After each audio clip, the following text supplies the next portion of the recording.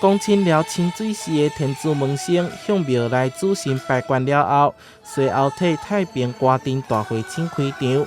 这场交流因为疫情有3档无办落，今年举办第6届，有来自台南、高雄地区4个太平歌阵自治做伙。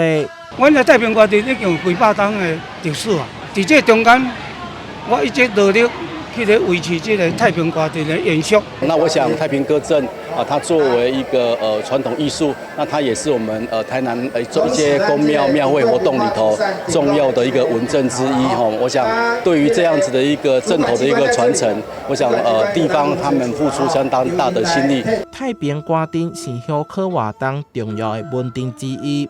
太平歌嘛号做品管天主门神，唱曲正经会先唱歌头，是歌阵的特色。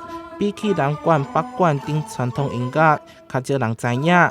目前全台湾只剩10支团，各团的风格、唱韵拢有无同的特色。南管是用悲白动箫为主，那太平歌是用品乐琴为主，主要是这样的差别。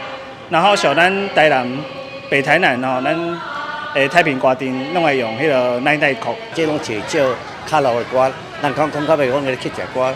所以困难较重要是安那，无好在伫地方才有一个对音乐有兴趣的人拢自动自发来斗相共。想要传承巴东的音乐，除了定了做文化资产，上重要的是要让大家会当欣赏到太平歌的水。台南新闻所在采访报道。